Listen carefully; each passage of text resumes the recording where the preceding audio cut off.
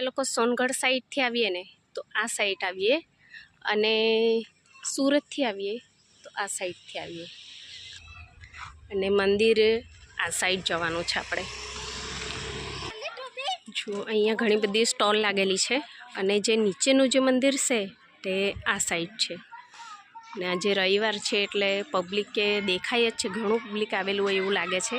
આ બાજુ જમવાનું બનાવીને ખાય છે, અને હું તમને આ રસ્તો દેખાડી દઉં જો તમારે આવવું હોય તો. જો આ રસ્તો છે ને મેન મંદિરે જાય છે, એટલે કે ડુંગર ઉપર, અને આપણે આ સાઈડ જવાનું છે.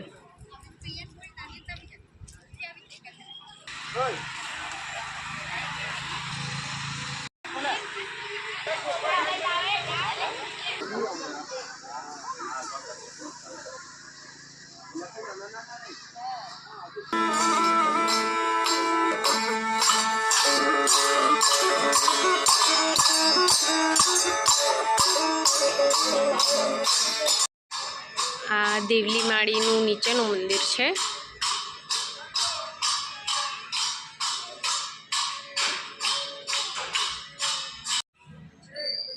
અહીંથી આપણે આગળ જવાનું છે, અને નીચે નાનું ગુફા એવું છે, આ રીતનું છે.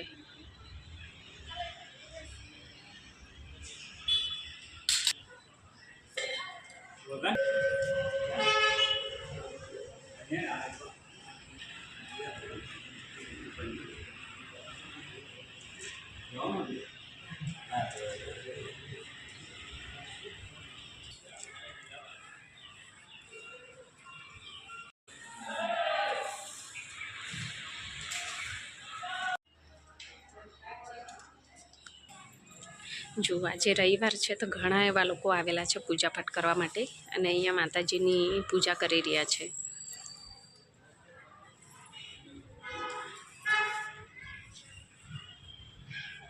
અને અહીંયા જે છે તે નારિયેળ તોડવાનું બનાવેલું છે.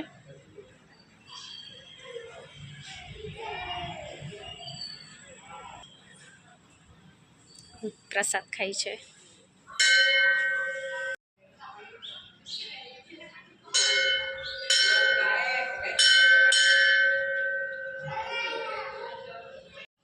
જો આ તમે જુઓ છો, આ ભાત છે, માતાજીને ધરાવેલું અનાજ. અહીંયા કોઈ પણ લોકો પૂજાપાઠ કરવા આવે ને તો અહીંથી થોડુંક ભાત એમ કાઢીને લઈ જાય પોતાના ઘરમાં મૂકવા માટે, જે બરકત તરીકે સાચવીને રાખે.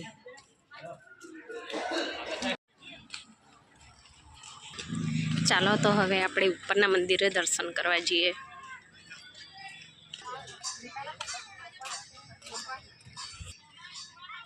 છે પવિત્ર. જો તમે ગેટના અંદર એન્ટર થશો એટલે અહીંયા માતાજીના દર્શન કરતા જજો. જેની પણ મનોકામના પૂર્ણ થઈ હશે ને તો જુઓ અહીંયા પરચા માતાજીના દેખાડેલા જ છે. જય માતાજી. દેવમોગરા માતા છે, દશામાં છે, જય ભાતીજી મહારાજ.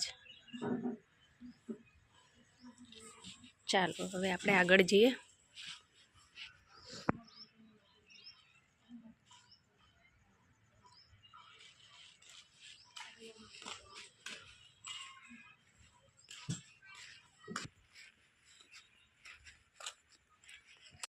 અહીંયા ઉપર દર્શન કરવાવાળા જવાવાળા લોકો છે ને આવી રીતે પૂજા કરતા જાય.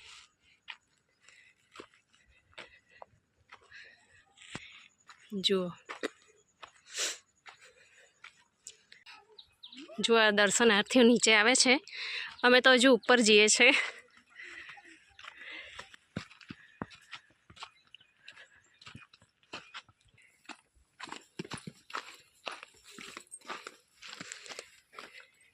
થાકી ગઈ, બેસી ગઈ અહીંયા ખૂણામાં. દર્શનાર્થીઓ બધા જો દર્શન કરીને જાય છે.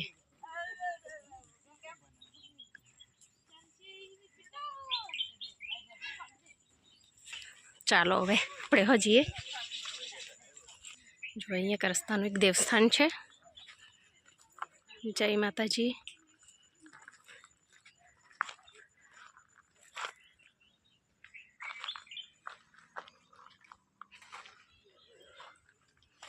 જુઓ અહીંયા પણ જે પૂજા પાઠ કરવા લોકો આવતા હોય, ઉપર જતા હોય તો અહીંયા પૂજા કરેલી છે આ રીતે.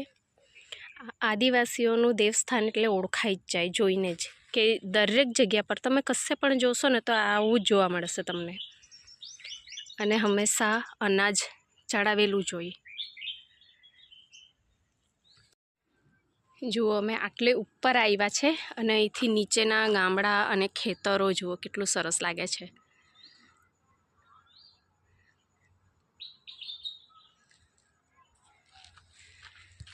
ચાલો હવે આગળ જુઓ, હવે નજીક જ છે. જો આ રીતની પૂજા પાઠ કરતાં કરતાં ગયેલા છે.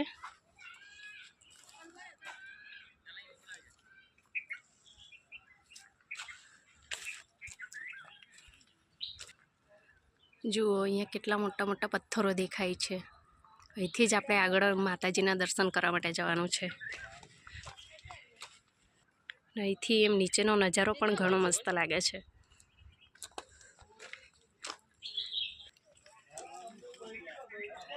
અહીંયા માતાજીના દર્શન કરવા માટે બે રસ્તા છે. પહેલાં આપણે આ મેઇન મંદિરે અહીંયા માતાજીના દર્શન કરી લઈએ, પછી અંદર જઈએ. જો અહીંયા માતાજીને ચડાવવા માટે પૂજાપાઠનો સામાન મૂકેલો છે, અહીંથી લઈ લેવું. જો ધજા છે, નારિયેળ ને ફૂલ એવું બધું જ છે. અને અહીંયા માતાજી છે, અંદર જવાનો રસ્તો છે. ચાલો હવે આપણે અંદર